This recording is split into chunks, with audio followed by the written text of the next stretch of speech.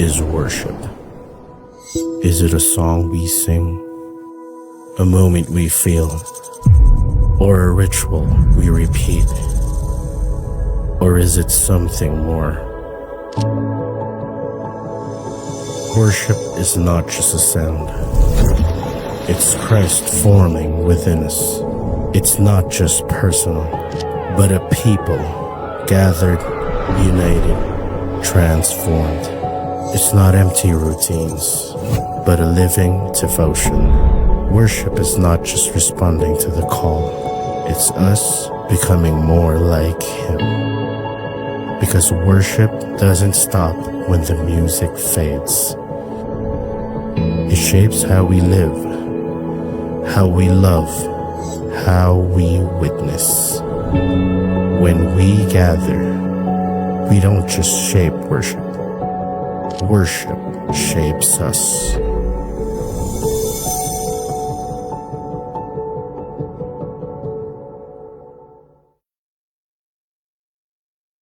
Sa bawat isa sa atin, good morning! Okay, batiin nyo naman po ang inyong katabi. Magandang maga sa iyo. Ayan, at sa mga kasama po natin sa online, magandang maga po sa bawat isa sa atin. And today we have a brand new series, When We Gather. So bago po natin ipagpatuloy yan, ay may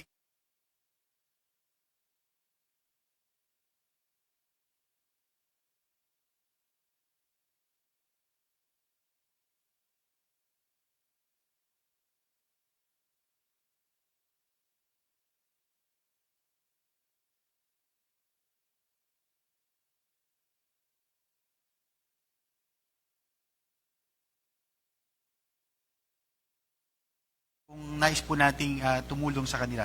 So let's go back to our series, When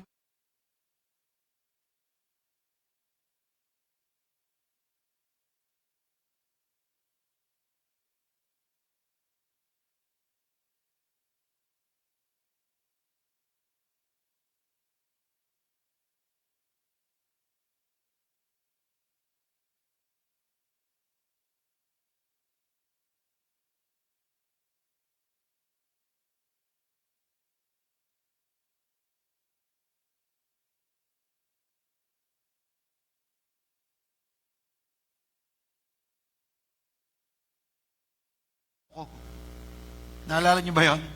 Yung bigla kayo mahawak sa noo, tapos bigla kayo mahawak sa magkabilang balikat, at biglang hahawak kayo sa inyo. Natatandaan niyo ba yung ginagawa natin dati? Kasi akala ko, pag nandun ako sa tapat ng church or ng building, ay nandun si God, at kailangan kong mag-antanda. Tama. Nag-antanda ba kayo dati? So, nag-gets yun na, yung ginagawa ko, napapahawak ako sa noo. Alright, so ayun, so yun yung minsan naiisip ko pagka sinabi nating church. Or kaya naman, pag nasa loob tayo ng church, ay minsan naisip ko yung damit, kasi dati may mga nakikita ko pagka sinabing church, may mga nakaputing damit. So, ba't hindi ka nakaputi? Sabihin mo sa katabi mo. Alright, so akala natin minsan nakaputing damit, mahabang buhok. So, yun minsan yung pagkakaunawa ko minsan sa church. O dati pala sa church. So, pag sinabi nating church, ano ba yung ibig sabihin nito? So, for me, church is a gathering of all believers who worship God, na kung saan ay naranasan nila yung transformed life, na nung naintindihan nila kung sino ang Diyos sa kanilang buhay, ay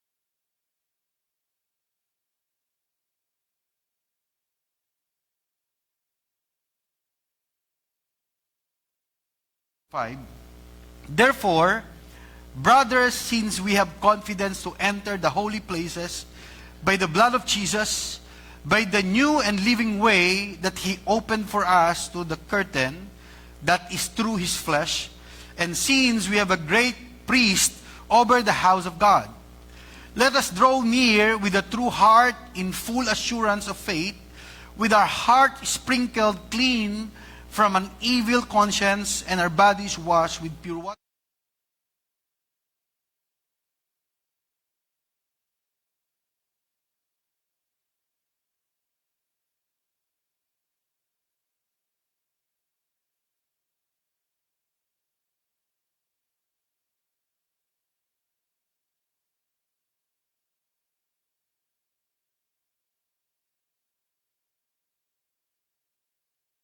drawing near. That is the Word of God.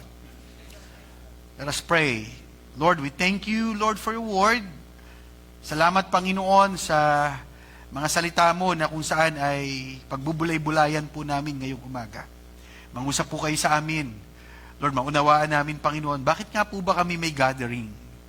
Bakit nga po ba kami nagsasama-sama tuwing araw ng linggo at umaawit kami sa iyo ng papuri? Kami po ay sumasamba sa iyo at we enjoy fellowshipping with one another, Lord. Lord, nawa, patuloy pa itong ma-reveal sa amin bakit nga po ba kami magsasama-sama at patuloy nakikilalanin ka pa sa aming mga buhay. Salamat po. Bless each and every one of us. This we pray in Jesus' name. Amen and amen and amen.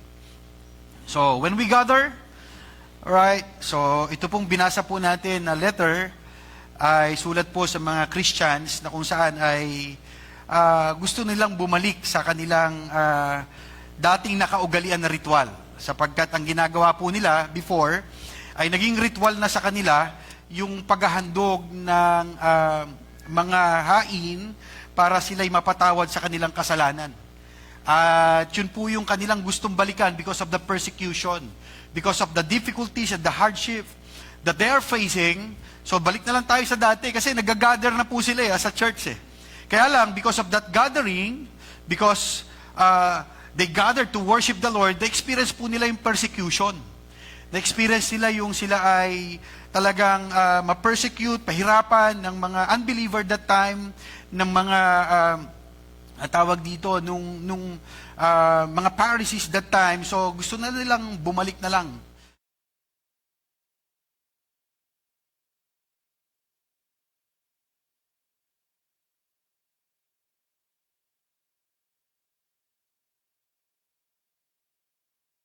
Palataya. So now, ito yung encouragement naman sa kanila ng sumulat nito sapagkat doon sa pag-aaral, wala naman pong inilagay kung sino talaga ang sumulat ng Hebrews. So ngayon, balikan po natin. Kailangan nating maunawaan at ipinaliwanag sa kanila nung sumulat nito, ano nga ba ang ibig sabihin ng church? Alright, so balikan lang natin ito sapagkat pag naunawaan natin to, dito tayo manggagaling, bakit ba tayo nag-gather together? Bakit ba natin inilalaban ang araw natin sa araw ng linggo upang bigyan ng oras at panahon ng ating Panginoon? So, church is ecclesia. So, that is the Greek word of church. The called out ones or an assembly of people who have been called together. So, tayo po na nandoon na napabilang sa loob ng church is the called out ones, an assembly of people who have been called together. Sino po ba yung mga tinawag na ito? So ito po yung sinasabi dun sa binasa natin kanina na tayo ay binili ng dugo ng ating Panginoong Jesucristo na kung saan dahil sa ating Panginoong Jesucristo, dahil sa Kanya pong pagkamatay sa krus ng Kalbaryo, tayo po ay napatawad sa ating kasalanan at binigyan po tayo ng karapatan ng Diyos na maging anak niya at nagkaroon po tayo ng kalayaan na tumawag sa ating Panginoon. Sapagkat dati po, bago sila makalapit sa Diyos, ay kailangan po nila ng high priest.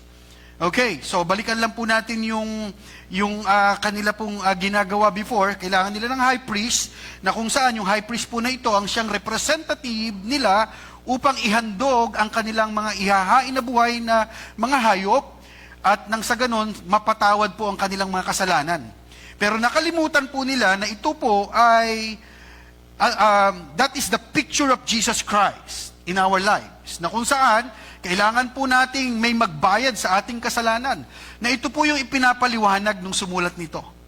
Na kung saan ay binayaran na ng Panginoong Hesus ng kanyang dugo at yung kortina po doon sa tabernacle, doon sa temple, na kung saan doon nag-aalay ng mga hayop upang sila'y mapatawad sa kasalanan, nahati po yung kortina nun literally.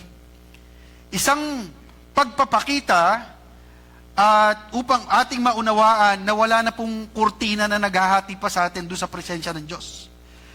Pwede na po tayong dumirekta sa Panginoon. So ngayon, balikan po natin yung church. That is ecclesia, the called out ones or assembly of people who have been called together. Ikaw at ako na nakakilala sa Panginoon, yun po ang ibig sabihin ng Iglesia ni Cristo.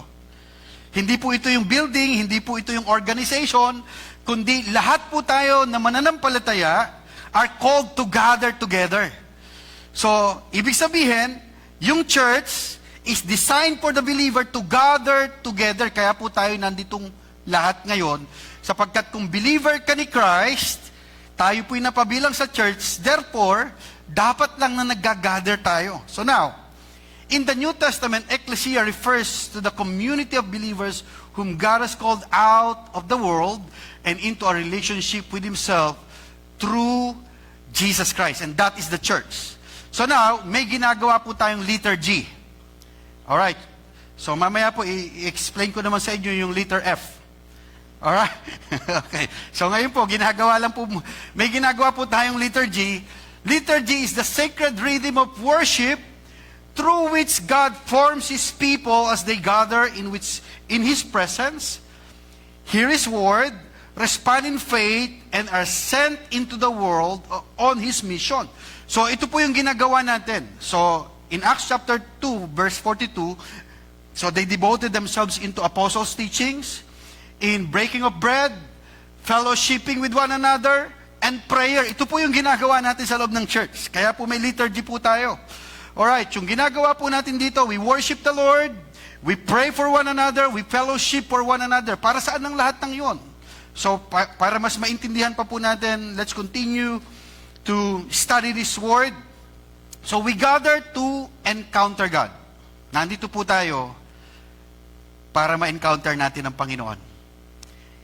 Alright, so in verse 22, let us draw near with a true heart in full assurance of faith, with our hearts sprinkled clean from an evil conscience and our bodies washed with pure water. So ipinaliwanag pong muli dito. Dahil tayo ngayon ay walang sala na dahil sa ginawa ng ating Panginoong Jesucristo, tayo po ay nagkaroon ng kalayaan na lumapit ng direkta sa Diyos.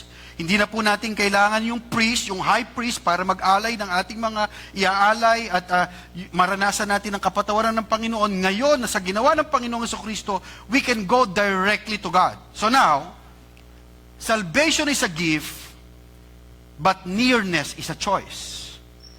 Niligtas tayo ng Panginoon mula sa tiyak na kapahamakan at tayo po'y binigyan.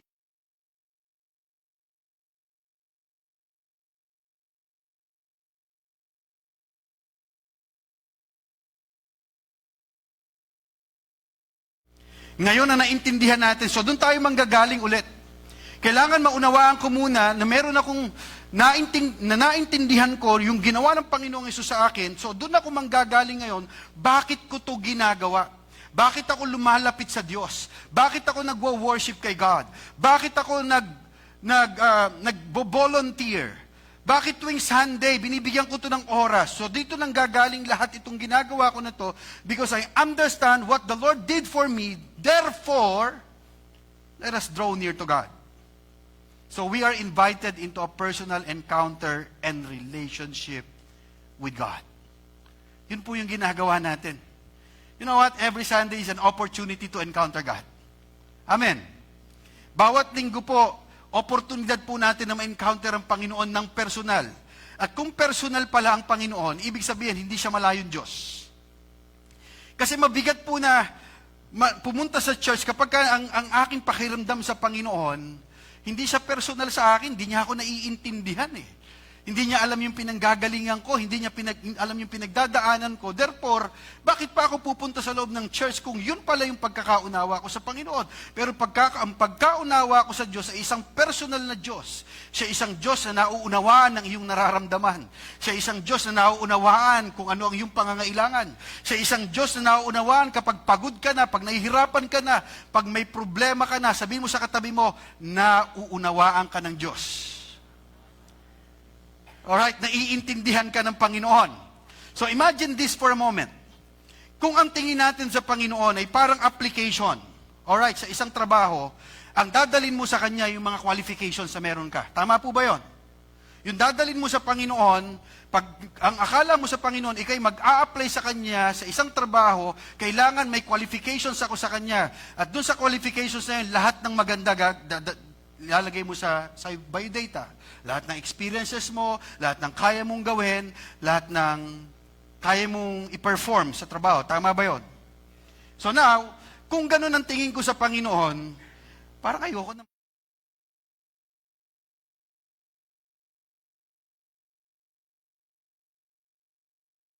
qualified eh. Kaya parang ang hirap ngayong lumapit kay Lord kasi kailangan kung hindi ko na-perform to, baka hindi ako nakapag-quiet time kanina, hindi ako nakapag-pray kahapon, parang kulang pa yung qualifications ko. Pero alam niyo po, kung qualifications, yung ibibigay natin kay Lord, kung qualifications lang at wala yung pagmamahal niya sa atin at biyaya ng Diyos sa ating buhay, lahat tayo hindi papasa. Sapagkat ang standard ng Panginoon is perfections. Walang papasa doon, pero itong maganda. Salamat na lang, hindi tayo nag-a-apply kay Lord ng trabaho. Salamat na lang, alam niyo po, tayong lahat ngayon, hindi pa man tayo nag-a-apply ang ginawa ng Panginoong Diyos dahil sa kanyang pagmamahal sa atin.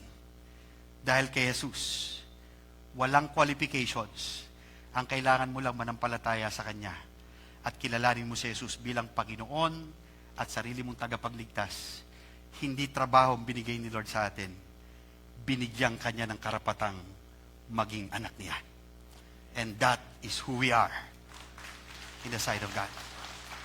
So now, pag naintindihan ko ngayon, doon ako manggagaling, doon sa personal na encounter ko sa Panginoon, personal relationship ko sa Panginoon, ibig sabihin, hindi ito it's not about performance, it's not about my ability or my own effort para makuha ko or ma-earn ko yung pag-ibig ng Panginoon sa akin at maranasan ko siya. Therefore, ngayon, mga kapatid, sobrang excited ngayon tayo to go to the church. Why? Sapagkat nanggagaling ako, hindi na pala duty yung relationship ko kay Lord eh. Napakahirap ng isang relationship na kailangan kong mag-perform lagi. Imagine that for a moment, kayong mag-asawa, ang paggagalingan ng inyong relationship ay sa performance na meron kayo. Nakakatakot yung may insecurity lagi yung relationship na meron tayo. Kung yun yung pinanggagalingan po natin. Pagka-performance o pag hindi ka na nag-perform, tapos na ang duty natin sa isa't isa. Why? Sapagkat hindi ka na nag-perform sa akin eh. Hindi mo na ginawa yung dapat mong gawin at yung ine-expect ko sa'yo. Nakakatakot po yung relationship na yon. Pero salamat sa Panginoon, hindi performance po yung pinanggagalingan natin. Kundi yung pinanggagalingan po natin, laging nag-iimbita ang Panginoon ng isang personal na relasyon sa Kanya, hindi dahil sa ginawa mo, hindi dahil sa performance mo, kundi dahil sa ginawa niya sa iyo 2,000 years ago, at dahil doon, mga kapatid, hindi performance ang dahilan kung bakit nandito tayo. Ang dahilan kung bakit nandito tayo, dahil minahal ka ni Kristo sa anumang mga kasalanan na pinagdaanan mo. Amen. Yun po yung pinanggagalingan natin. So now, ano ba to sa totoong buhay na Isaiah chapter 6 verse 1? In the year that King Uzziah died, alright, I saw the Lord sitting upon a throne, high and lifted up, and the train of His robe filled the temple. Ito yun, mga kapatid. Isaiah, when he was in the temple, alam niya may problema. Alright, yung panahon po na ito, they were in crisis. So ito yung sinasabi ko as we gather together. Ito yung sinasabi ko as we experience the greatness, the goodness, and faithfulness of God, whom we are serving, and whom we are worshiping. Iba yung pananaw ng isang taong nakakilala sa Panginoon at nakaranas kung sino ang Diyos sa kanyang buhay. Sapagkat dito, in the days that they were experiencing crisis, dahil si King Uzziah namatay. So si King Uzziah na kung saan mahusay na hari, maganda yung kanilang progress ng kanilang economics because of the leadership of King Uzziah, pero namatay na si King Uzziah at merong mga threat sila na kung saan sasakupin yung kanilang bansa at meron silang crisis that time. Pero ito yung worship, mga kapatid. Ito yung personal encounter with God. Kapag ka nakita po natin yung kayang gawin ng Panginoon sa buhay po natin, alam niyo po, hindi natin makikita yung mga bagay na nawala sa atin. Kapag ka nag-worship tayo sa Panginoon, God is changing our perspective. So, while we are worshiping the Lord, yung problema natin, hindi natin napagpopokusan. Ano man yung nangyayari ngayon sa paligid natin, ano man yung nangyayari sa government na meron po tayo, ano man yung nangyayari doon sa kapaligiran natin, sa bansa natin, mga kapatid, ang nakikita natin, hindi ang sitwasyon natin, kundi nakikita natin, God is sovereign and He is in control. So now, mga kapatid, that is worship is all about. When we worship the Lord, God will change our perspective. Worship begins when we see God for who He truly is. That is worship. It's not about the song that we sing. Mga kapatid, oy, sarap mag-worship. Bakit? Daman-dama ko yung kanta. Di ba? Ang sarap kantahin. Talaga namang masarap mag-worship. Lalo tigit kung naintindihan natin kung sino ang Diyos na wino-worship natin. Hindi dahil sa ganda ng kanta. Alright? Ang sarap mag-worship sapagkat ang gagaling ng music team natin. Pero it's not about them. Pero syempre, we appreciate them. Di ba? Pero hindi tayo nagwo-worship kay Lord dahil sa galing nila. Nagwo-worship tayo sa Panginoon dahil alam natin na dakila ang Diyos na sinasamba natin. Nagwo-worship tayo kay Lord dahil alam natin that He is in control and He is sovereign even in the midst of difficulties and needs in our lives. Nagwo-worship tayo sa Panginoon sapagkat naintindihan natin kung sino siya sa ating buhay. And once called to another said, Holy, holy is the Lord of hosts, the whole earth is full of His glory. And I said, Woe is me, for I am lost, for I am a man of unclean lips, and I dwell in the midst of a people of unclean lips, for my eyes have seen the King, the Lord of hosts. That is worship is all about. When we worship God, right, when we gather together, alam niyo po, I hope and I pray, hindi lang natin doon sa kanta, hindi lang dahil naka-aircon kasi dito, alright, hindi lang dahil gusto ko lang mag-attend, may nag-invite sa akin. Alam niyo po, pag naintindihan natin kung sino ang Diyos, na-encounter natin siya, ito po yung resulta ng lahat ng ito. When we gather to worship God, we do not live unchanged in His presence. He molds our hearts, renews our minds, and transforms us into the likeness of Christ. Walang nag-worship sa Panginoon na hindi nabago ang buhay. Yan po ang totoo nun. That is the reason why we gather together. Kasi marami pang babaguhin ng Panginoon sa ating buhay. Hindi po nagtapos nung nakilala natin ang Panginoong Yesus bilang Panginoon, sariling tagapagligtas. Kaya po tayo nag-gather together kasi Lord, naniniwala po ako Panginoon na habang nakikilala kita, marami pa po kayong babaguhin sa buhay ko. Lord, habang nakikilala kita, Lord, you mold me to become the person that you want me to be, O God. Lord, habang nakikilala kita, Panginoon, Lord, dati, sa totoo lang, Lord, wala na akong pag-asa ngayon. Punong-puno ako ng pag-asa. Lord, sa totoo lang, dati nung hindi kita kilala, Panginoon, konting problema lang, parang feeling ko, katapusan na ng mundo, Lord. Pero ngayon, Lord, nakikita ko yung problema. Alam niyo, Lord, that is an opportunity for me to experience your power and your presence in my life. We gather to grow together in faith, hope, love, and good works. Yan po yung dahilan kung bakit tayo narito ngayon. Can I invite the keyboardist to come up here? Let us hold fast the confessions of our hope without wavering, for He who promises is faithful. And let us consider how to stir up one another to love and good works. Alam niyo po, may 3 bagay na ginagawa tayo as a church. Ito po yun. Bakit ba tayo nag-gather ngayon?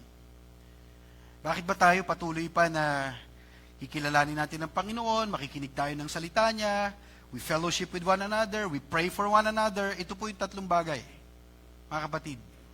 That is a confession of hope. We remind one another that God is faithful. Saan po nangyayari yan? Sa Victory Group. Saan po nangyayari yan? Kapag nakakarinig tayo ng salita ng Diyos.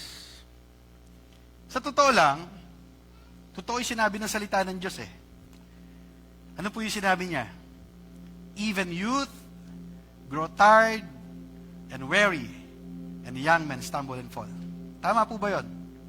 Tingnan mo yung katabi mo, mukha bang hindi napapagod yan? O mukhang pagod na? Pastor, mukhang pagod na, tulog eh. Di ba? So now, ito yung purpose. Why? Why we gather together?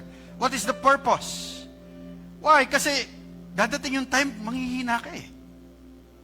Nanghina ka na ba? Tanungin mo yung katabi mo, nanghina ka na ba minsan sa buhay mo? Na-experience mo na ba minsan gusto mong sumuko? Na-experience mo na ba minsan na pinipilit mo na lang yung sarili mo na mag-attend ng church? Yun yung reminder sa atin ng salita ng Panginoon. That is God's reminder. Huwag natin daw kakalimutan na tayo po ay mag-gather together so that we will continue to remind one another that God is faithful. Pwede mo ba encourage yung katabi mo ngayon? God is faithful? God is faithful.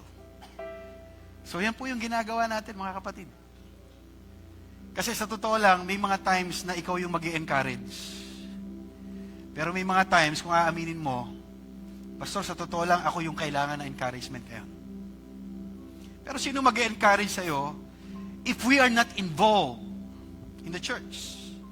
Sino mag-i-encourage sa atin kung hindi tayo nag-gather together, kung wala tayong community church, kung wala tayong fellowshipping with one another? Ikaw lang at ang Diyos minsan ang nakakaalam. Pero ginagamit ng Diyos ang tao to encourage you. Ginagamit ng Panginoon. Ito yung ginagawa natin sa church. The reason why we gather together. Kasi gusto ng Panginoon ma-encourage ka through other people. Gusto ng Panginoon malakaharan mo yung purpose niya sa buhay mo through other people. Gusto ng Panginoon sa bawat isa sa atin, mga kapatid. Yun yung dahilan kung bakit natin inilalaban yung church. Bakit natin inilalaban yung fellowship. Dahil totoo yung sinabi ng salita ng Panginoon that even youth grow tired and weary and young men stumble and fall. But those who hope in the Lord will renew their strength. They will soar on wings like eagles. They will run and not grow weary. They will walk and not be faint. Kasi may mga times parang walang hope. Tama ba yon? May mga times na discouraged tayo. Kasi yun ang realidad ng buhay, mga kapatid. Lahat naman tayo may pinagdadaanan eh. Lahat naman tayo may mga problema. May mga pangangailangan. Pero bakit iba yung may gatherings? Ibahin mo yung merong fellowship. Ibahin mo yung may ka-victory group. Ibahin mo yung may prayer partner. Ibahin mo yung nag-a-attend ng church. Bakit? Nakakarinig sila ng pag-asa mula sa salita ng Diyos.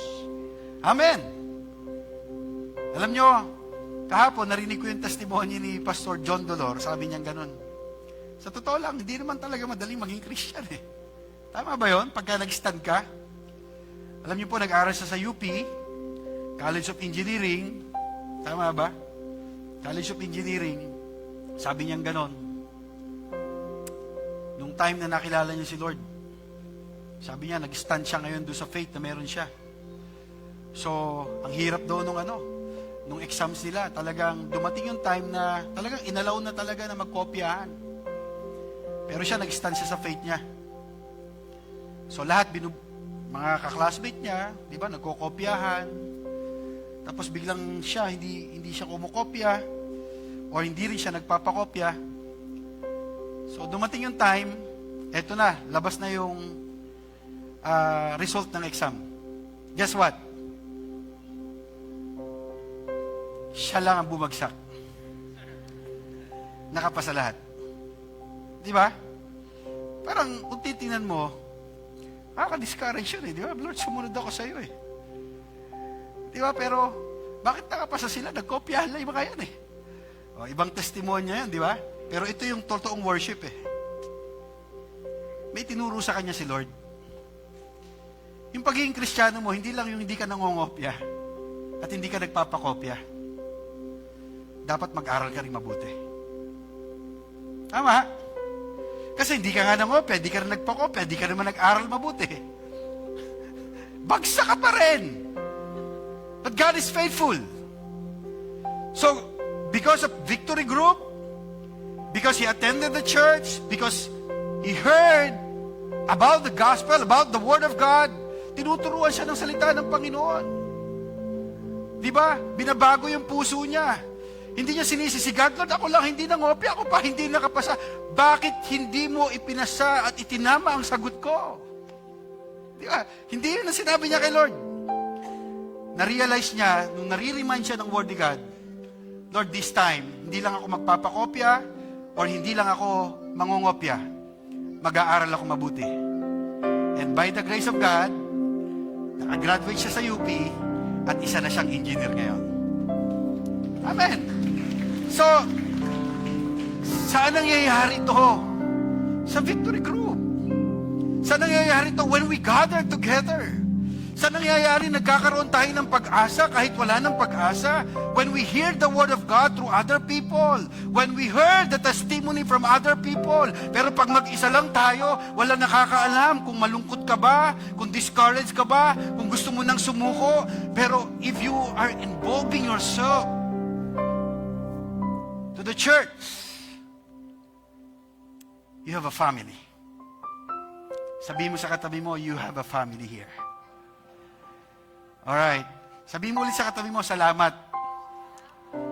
Kapamilya kita. Alright. Lahat na nakikita nyo, sa bawat isa sa atin na tumanggap sa Panginoon, magkakapatid po tayo sa Panginoon. Let's encourage one another. A lifestyle of love. We learn to care, forgive, serve one another through our gathering. Alam niyo po, yung pag-ibig pa lang, ngayon ko lang naintindihan talaga. Kasi akala ko nagmamahal na ako dati eh. Pero yung pag-ibig pala, mapapatunayan mo doon pagka nandun ka na sa loob ng fellowship. Pag nasa loob ka na sa family, di ba? Doon mo mapapatunayan totoong pag-ibig kasi madaling magmahal sa ibang tao eh. Eh yung araw nga, di ba, nung tayo wala pa sa Panginoon, ang galing nating makisama sa iba eh. Pero ang totoo nun, kung gusto mong malaman yung ugali ng totoong ng tao, tanungin mo yung kapamilya niya. Tanungin mo yung mga malapit sa kanya kung gusto mong totoo malaman yung ugali niya. At yung pag-ibig, doon ko naintindihan.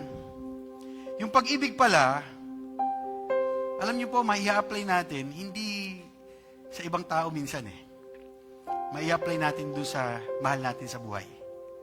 At ngayon ko na-realize, ang totoong pagmamahal, kapag nakita mo na yung flaws ng anak mo, ng asawa mo, nung kapatid mo sa Panginoon, doon mo mai-apply yung pagmamahal. Sa panahon na hindi na siya kaibig-ibig. At mas lalo natin ma-appreciate yun sapagkat doon natin naintindihan. Lord, naintindihan ko kasi minahal nyo lang din ako nung panahong hindi pa ako kaibig-ibig. Therefore, sa fellowship na meron tayo, minsan, kaibig-ibig yung katabi mo, minsan hindi rin siya kaibig-ibig. Pero doon mo mapapatunayan sa fellowship na meron tayo. Brother, sister, ano man yung flaws mo, mahal pa rin kita with the love of the Lord. Amen.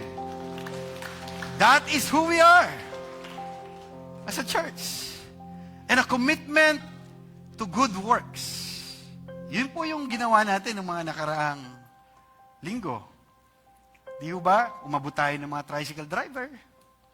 Umaabot tayo ng ibang tao. Kasi we inspire one another to live out our faith practically. Ito yun eh. Lord, yung natutunan ko nung linggo, i-apply ko ngayon. Yung natutunan kong pagmamahal, yung natutunan kong pagpapatawad, yung natutunan ko, Panginoon, nung nakilala kita, Lord, na napakabuti nyo pala sa akin, pinatawad nyo ako, Lord, i-apply ko yun sa iba. Pero alam nyo po, napakasarap unang pag-applyan, you apply it to your husband and to your wife. Sino dito excited na kayo? Di ba? You apply it to your husband. Lord, yung natutunan ko sa salita mo, Panginoon, I will apply it to my children. I will apply it to my parents, Lord. Lord, gagawin ko to, Panginoon, sa pamilya ko. Alam niyo po, sila yung unang magbebenepisyo. At sasabihin nila, kung di pa sila Christian, gusto kong makilala si Lord na nakilala mo. Kasi nakita ko sa iyo eh. The people will know that you are my disciples if you love one another. It's not just about the song that we sing here. Pwede kasi tayong kumanta, tumugtog, sumayaw, pero yung worship pala, worship is my response to what the Lord did for us, through us, and in us. Yun pala yung totoong worship. Na Lord, gusto kitang ma-worship ngayon sa buhay ko. Kapag you're excited to worship God. Amen. Excited ba tayong i-worship si Lord? Then love. Love your husband. Love your wife. Do you want to worship God? Do good works to other people. You want to worship God? All right, apply what we learn through His Word. And as I end, tawagan ko po si Joshua, all right, si Gio, and then si Chloe dito sa harapan. For us to understand, bakit ba natin to ginagawa? Bakit ba natin to gagawin? Kailangan ho kasi may pagkaunawa muna tayo. Who you are comes before what you do. Alright, ulitin ko ulit. Who you are, ito yung isang bagay na natutunan ko kahapon. Who you are comes before what you do. Kailangan naintindihan natin, sino ba tayo sa church? O, ngayon, may tanong ako. Kung si Gio, bro, ikaw ngayon ay isang bodybuilder. Alright. Si Joshua ay isang ano ba gusto nyo kay Joshua? Ha? Chef. Oh, chef. Alright. Chef si Joshua. At si Chloe naman ay isang beauty queen. Alright. So may tanong ako sa inyo. Kung may free time kayo, ano yung gagawin ninyo sa free time ninyo? Pwede ba tayong may mic? Alright. Okay, si Gio una kong tatanungin before we end. Kung may free time ka, Gio, ano yung una mong gagawin sa free time mo? Kung ikaw ay isang bodybuilder. Workout po araw-araw. Alright, workout araw-araw ha. Hindi lang sa free time ha. Free time lang tinanong ko, siya naman. Araw-araw talaga ha, mag-workout. Yung ating chef. Kakain po sa McDo. Mag-grocery. Mag-grocery sa free time niya. Okay. Mag-exercise po siya, magpa-practice, mag-budget. Okay. Alright, mag-exercise kasi beauty queen eh. Ngayon, ano yung mga bagay na normal sa'yo na hindi normal sa iba? Kung ikaw ay bodybuilder. Yung mas madalas pa sa gym kaysa sa bahay. Okay, hindi normal sa iba yan, ano? Alright, kasi yung iba ay makita lang yung gym, allergic sila sa gym, eh, ano? Sino dito allergic kayo sa gym? Di ba? Hindi para sa akin yan. Ano yung normal sa iyo, bro, na hindi normal sa iba? Pag-practicean po lahat ng lulutuin. Pati yung sobrang mahal na ingredients. Bibiling ko para lang makapag-produce ng sobrang sarap na pagkain. Iba't ibang klaseng itlog. Yeah. Biruin niyo po yun. Iba't ibang klaseng ano, di ba? Lahat ng pinakamahal na ingredients. Di ba? Yung sa atin, dinadaan na lang natin sa bitchin, eh, di ba? Pero si Joshua, willing na, bilhin talaga lahat yung ano. Alright.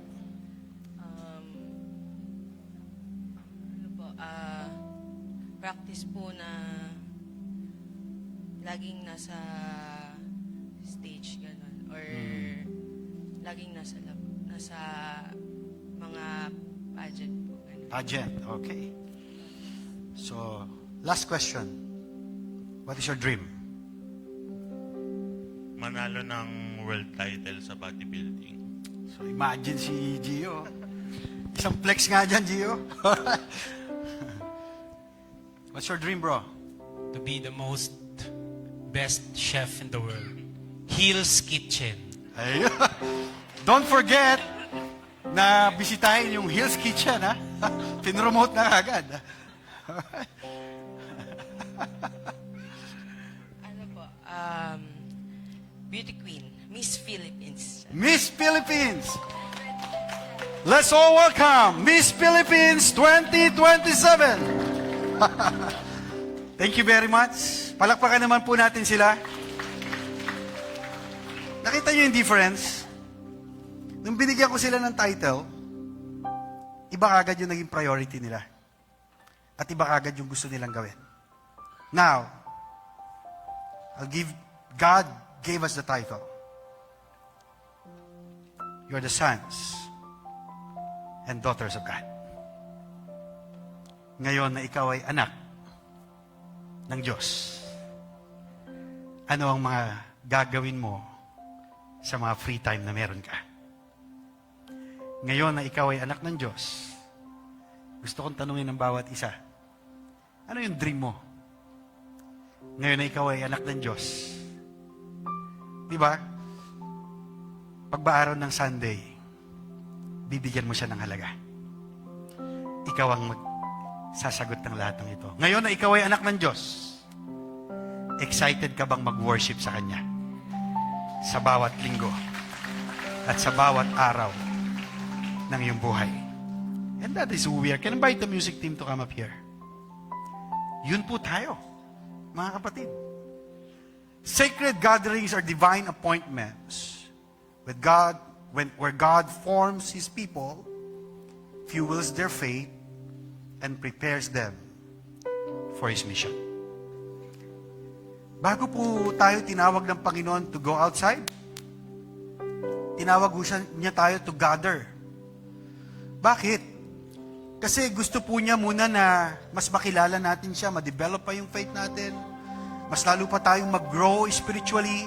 Bakit? Kasi yun po yung aabot sa labas eh. Yun yung magsasabi, that is your difference. Yun yung pagkakaiba mo. Kasi kung ang mundo, ang pinapahalagahan lang, yung mga bagay ng mundo, ikaw iba. Pinapahalagahan mo yung fellowship. Pinapahalagahan mo yung salita ng Diyos. Pinapahalagahan mo yung oras na kasama ang Panginoon. Yun po tayo ngayon as a Christians. Hindi po sa atin option yung, uy, gaten ba ako ng church o hindi? As a Christian, maliwanag sa akin. Pag-araw ng linggo para kay Lord yun. As a Christian, as a daughter and sons of God, maliwanag sa akin. Papahalagahan ko ang kanyang mga salita. Papahalagahan ko ang mga bagay na patungkol sa kanya. Sana malinaw po sa ating lahat yun. Sapagkat, kapag hindi ho natin naintindihan kung bakit tayo nagagather, isang araw, hindi na rin tayo pupunta rito. Pero dahil naintindihan natin to, mga kapatid, ilalaban natin lagi at lagi nating bibigyan ng oras ang Panginoon sa ating buhay. Let's worship the Lord. Can I invite you all to stand? Come on, we'll all sing. Thank you, Jesus. We your people all together bring you honor, give you reverence, standing as one in your presence. And by your Spirit, you have called us, chosen people, sons and daughters, standing as one in your presence. This is your church, God building. This is your church, God building. Jesus, cornerstone, God built. This is your church.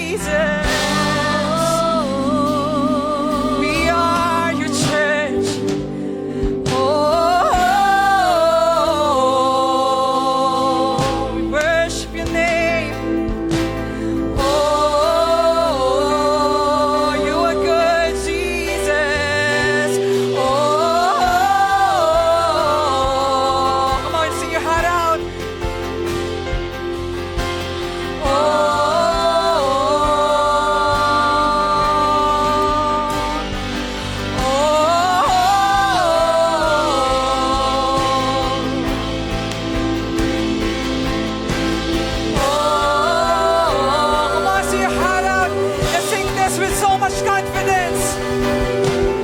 We stand secure upon the rock of Jesus Christ, our firm foundation that can never be denied.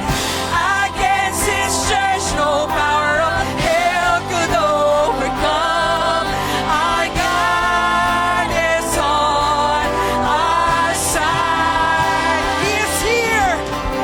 We stand secure upon the rock of Jesus Christ, our firm foundation that can never be denied. Against His church, no power of hell can overcome. Our God is on our side. Yes, He is always on our side. Oh, thank you, Jesus. We are yours. Oh, thank you for the privilege, Lord.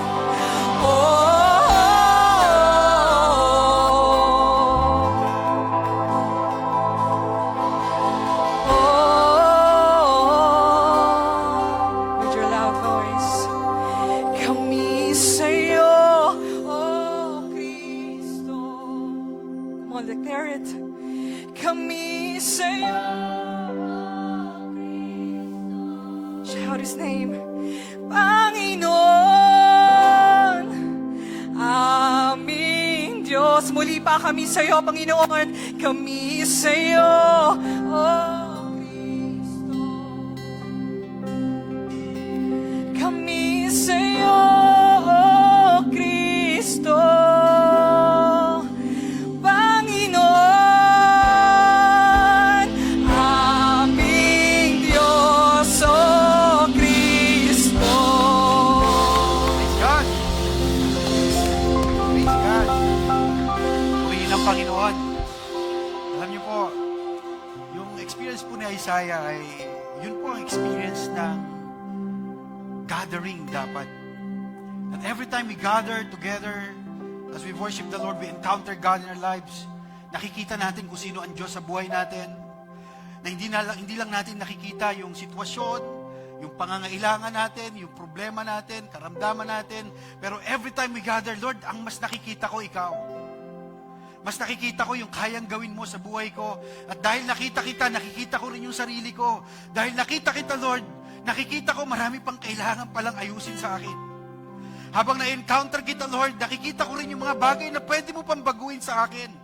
That is worship is all about. That is gathering is all about. Hindi lang ito yung nakapag-worship na ako kay Lord, okay na yung duty ko.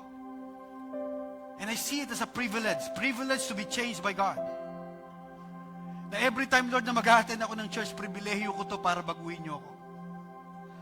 Pribilehiyo ko to para ma-encounter kita, Lord. Pribilehiyo ko to para mas makilala pa kita, Panginoon. At kapag privilege, alam niyo po, bakit ito privilege? Every time you worship, tandaan niyo po ito. That is a divine appointment to God. May mga taong excited tayong i-meet. Pero sana, mas excited tayong i-meet si Lord. Dahil pag na-meet natin si Lord, your life will be transformed and your life will be blessed. Because our God, whom we are serving, is a great God. Mahal ka ng Diyos. At marami siyang plano na maganda sa buhay mo. At alam niyo po, dahil na-transform tayo, alam niyo sabi ni Isaiah, sino isa-send ko? Sabi ng Lord. Sabi niyang ganun ngayon, here I am, Lord. Send me. Dahil na-experience mo si Lord, hindi ka ngayon papayag na yung na-experience mo na kabutihan at kadakilaan ng Diyos ay hindi maranasan ng iba. That is worship is all about. Let's continue to worship God. Let's pray. Can we raise our hands to God? Lord, maraming salamat, Panginoon. I just want to worship you, Lord. Thank you, Lord, for revealing yourself to us. Salamat, Panginoon, dahil habang naiintindihan namin kung sino po kayo sa aming buhay, Lord, hindi na po nagiging duty sa amin, Lord, yung pag-attend namin ng Sunday service kasi excited po kami to meet you. Excited po kami na ma-reveal kung sino ka pa sa amin. Excited po kami, Panginoon, na mabago pa niyo po kami, Panginoon, sapagkat marami pa po kayong kailangan pang ayusin at baguhin sa amin. Kaya maraming salamat po for this gathering. Lord, salamat sa pribilehiyo na makaawit kami sa iyo. Salamat, Lord, sa pribilehiyo na maging bahagi ng gawain mo. Salamat sa pribilehiyo, Lord, na makakilala pa kami ng mga kaibigan, kapatid namin sa pananampalataya. Salamat po sa pribilehiyo na magamit niyo pa po kami. At dalangin ko po, O Diyos, ngayon, as we meet you today, O God, dalangin ko rin po, O Diyos, na kung sino man ngayon ang mga kapatid ko na may pangangailangan, Lord, dahil personal po kayo sa amin, personal nyo rin po na alam ang bawat pangangailangan ng aking mga kapatid. Pagpalain niyo po ang bawat isa. Dalangin ko po na abutin niyo po ang bawat pangangailangan sa akin pong mga kapatid at pagpalain niyo po ang buhay ng bawat isa. Maraming salamat po, O Diyos. Tinatanggap namin ang iyong pagpapala ngayong umaga at sa amin pong pag-alis na pansamantala sa lugar na ito. Lord, may we continue to encounter you in our lives, O God. At lagi niyo po kaming paalalahanan kung sino po kami sa iyo. That we are bought with a price, O God. Kayo, Panginoon, ang aming Diyos. Kayo ang aming tagapagligtas. Kayo ang aming Ama sa langit. Salamat po, O Diyos. Bless your people, O God. This we pray in Jesus' name. Amen. Amen. Amen. Alright, God bless everyone. Can we declare God's blessing? Sabi mo sa katabi mo, pagpalain ka ng Diyos.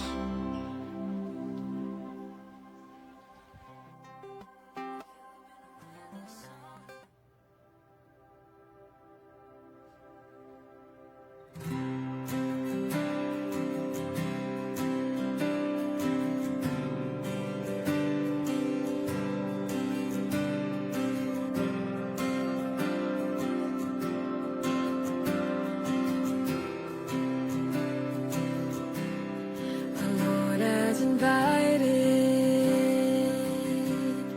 the banquet prepared, and at His table there is still room. We crossed the border.